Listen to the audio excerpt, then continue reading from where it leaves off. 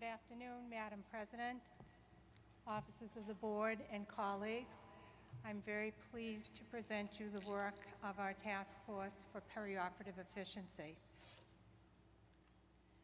I was very privileged and honored to work with a very talented group of people: Beverly Anderson, Bill Duffy, Dottie McNabb, Pat Muse, Rosie Seavey, Ross Simon, Paul Wafer. Ann Fairchild was our board liaison. Linda Groh was our executive liaison, and Mary Lopez was our staff liaison. The framework for this task force is that patient throughput, safety, and satisfaction are important elements of operational efficiency, and that all team members are responsible for patient preparation and throughput. We recognize that there were opportunities to improve patient safety, improve the coordination of our patients' care, minimize delays and waits, increase our OR utilization, and really enhance the experience for all.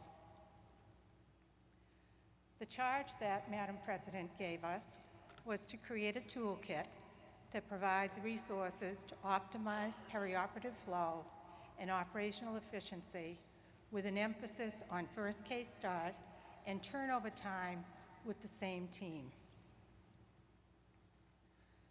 So our approach was to really review the work of the previous task force that worked the year before, review the literature search that they had done, and also look at the literature that was now available to us, define start and turnover time, and define the process flow of the patient and the responsibilities of each team member, and some suggested timelines. We recognized that we really needed to clarify the expectations of everybody's role responsibilities. And we also did a membership survey that we're very happy to say a lot of you responded, and we were really trying to understand what you were doing to prepare your patients through pre-admission testing and prior to the day of surgery. And we're going to be very happy to bring a summary of those results as we launch the toolkit in a connections article. So this is one of the methodologies we use. It's a cause and effect diagram, which I know a lot of you are very familiar with. And I don't expect that you'll be able to read it, but it does show the complexity of what causes first case and turnover time delays. And what you see on that diagram, the red is what happens for first case starts, the blue is turnover, and the black type is actually delays and issues that happen in both first case and turnover. So this is one of the tools that'll be in the toolkit for you to actually work off of, and it really created a framework for us to figure out what it was we needed to address. These intersecting circles are actually a logo that we created in our group, really looking at the patient cycle and the OR cycle from wheels in to wheels out. So this will be one of the emblems that you see as you go into our toolkit. So very high level information about what you will see in the toolkit. We are giving you a full bibliography of all the literature that we have found that is available, all the recommended practice references that would be applicable, such as IUSS as you look to process instrumentation through. Process improvement roadmaps for first case and turnovers, defined roles and responsibility for all team members, policy templates, and we also have some great examples from a number of places, some pre-admission guidelines that may help in terms of reaching the goals of reduced testing by really doing medically necessary testing for our patients, preoperative checklists, patient instruction brochures, and we've actually been able to have them not only in English but also in Spanish, health history templates, delay code lists, and recommendations for managing loaner instrumentation, which presents a problem for us sometimes in our organizations.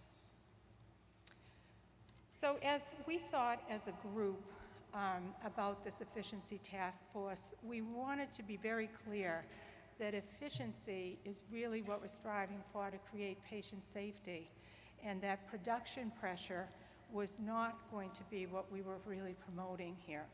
So we felt it was imperative that we actually created a statement on patient advocacy for the RN. And I'm going to read that for you. AORN believes one of the critical roles that the circulating nurse plays is patient advocacy. We therefore believe that a critical part of turnover process is to allow the circulating nurse to have the opportunity to receive a handoff report on the patient's status, and that time is allowed for the nurse to have a conversation with the patient to understand any physical, spiritual, social needs, or wishes of the patient prior to the intraoperative period.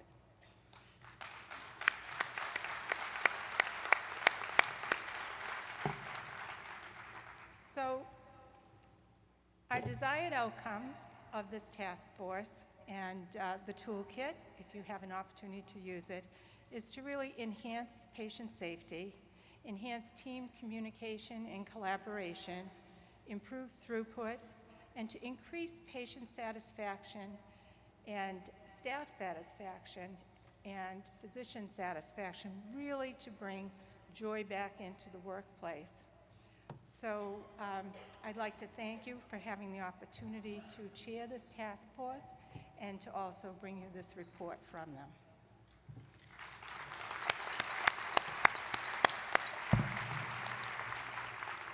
And I would also like to add my thanks, Elena, to you and the task force. This is one of the practice issues that we were asked to address. This was the committee that was asked to take a look at that and put something together for the members, so thank you very much. Are there questions?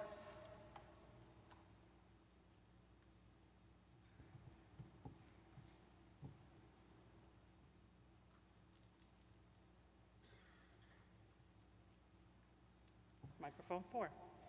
I just want to say, my name is Brenda Creason. I'm from Chapter 4102 in Columbia, South Carolina, and I'm almost in tears.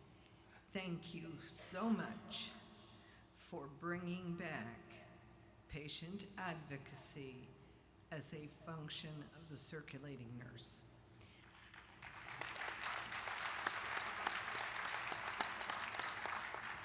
My hospital has gone through a quote-unquote efficiency period from some supposed expert.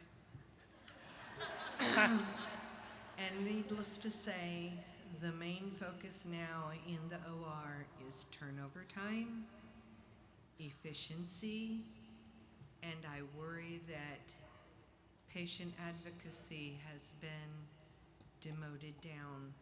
And to have this come from AORN, it makes me want to cry. So thank you.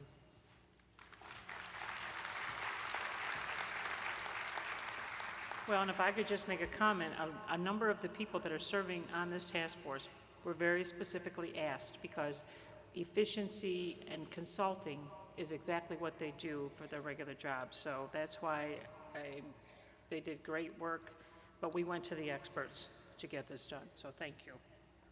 10, microphone 10. Michelle Hughes from AORN at Tidewater, speaking on behalf of myself and my chapter. We have one question and one comment. The first question is, will we have to pay for the toolkit? No, it's like all of our other toolkits. It's available to, that's one of the benefits of being a member of AORN. Great, that's what we thought, Yep. but we wanted to clarify that. And our comment is, thank you very much to the committee for presenting this and bringing this to the House or to the forum. What has occurred with this report is bringing back the humanity of what we do as perioperative nurses, and has really brought to light that efficiency really isn't as efficient as it needs to be, because what has occurred in medicine really has been about the bottom dollar and not giving the perioperative nurses the resources to do their jobs. Thank you.